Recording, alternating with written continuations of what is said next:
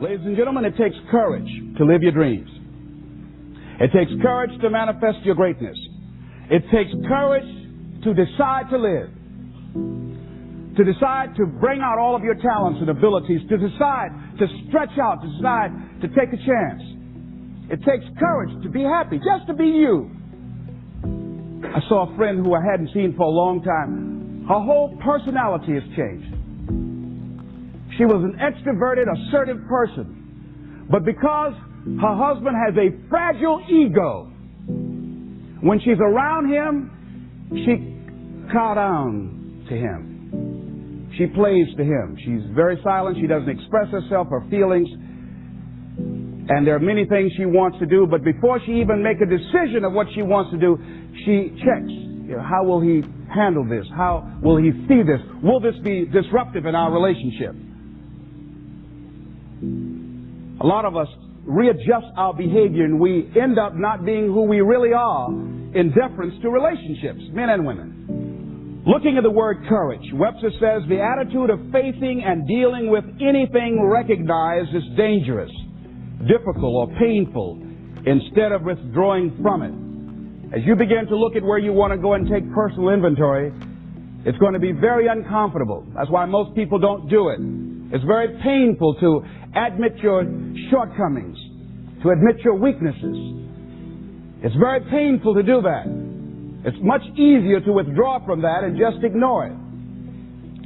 He goes on to the courage of one's convictions, the courage to do what one thinks is right. As you begin to look at yourself and look at where you want to go with your life, it's very important for you to ask yourself a question as you look at various areas of your life. Is what you are doing right now, is it giving you what you want? If it's not giving you what you want, it's going to take courage to decide to do something differently. It takes courage to enjoy yourself. What are some of the self-defeating behaviors that we become involved in that prevent most people from enjoying themselves? Some people develop the "what's the use" attitude. Why bother? Some people have the "I really don't care." And they convince themselves that they don't care and they don't feel anything. And after a while, they really don't feel anything. Their lives are empty. Some people say, well, it's really not worth the hassle. Just too hard. It doesn't bother me anymore. The fact that I'm not living out my dream. The fact that I'm capable of doing more and I'm not doing it. The fact that I'm content but I'm not fulfilled. The fact that I'm not living my dream.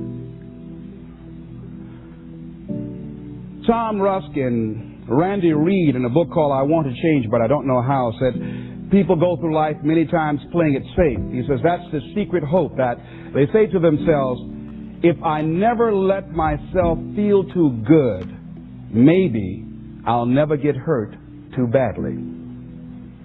A lot of people don't ever do the things they're capable of doing because they allow themselves to go along with the crowd, following the crowd. Many people have things they want to do, and they find themselves in relationships with people who are addicted to mediocrity, and they allow their behavior to influence their behavior. Following the crowd. Many people don't do it because of the fact that they allow their lack of self-confidence to immobilize them. I remember when I wanted to go into business for years, that was an agonizing thought in my mind. I wouldn't try it because I didn't believe that I could make it.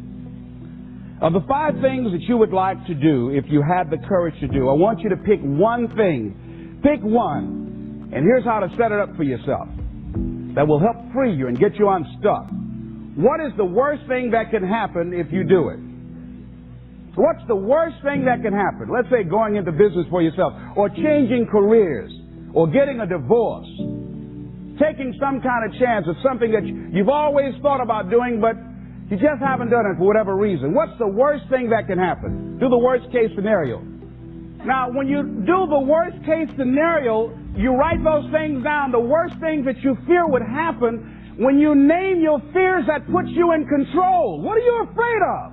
Name it, write it out so you can look at it, Confront that fear. What is it? I'm afraid that things might work out. What else, Les? Well, I've never been in business, okay? What else, Les? Well, I don't have all the help I need, okay? Good. What else, Les? Well, I don't have enough money, all right? Good. What else, Les? Well, I don't have a college degree. What else? I'm not as good as those other guys that I've seen up there speaking, okay? What else? Well, that's all I can think of right now. Okay, good. Now that takes you to the next step. What are the benefits? What are the benefits of your acting courageously, taking life on? Well, part of what happened was that I felt better within myself, and I had a strong sense of self-respect. Going into business for myself, I made a lot of mistakes. Sometimes I was down on myself. I felt stupid. I felt dumb because people who were in business said, why would you do something like that? Well, I didn't know. Boy, were you really dumb. And I used to chime in with them. Yes, I guess I was. I didn't know any better. But the other thing is, I had to say to myself, but I did it. I did, even if I made a flop of it, I did it. I took the chance. I took the leap. What are the benefits of your acting courageously? Whatever it is that you've identified. Write the benefits down. And then focus on them. Focus on the benefits. Not on the liabilities. Not on your fears. Focus on the benefits. That which you hold in consciousness tends to manifest itself. Think about how good you feel. Think about the level of increased self-respect, the sense of self-worth that you'll feel.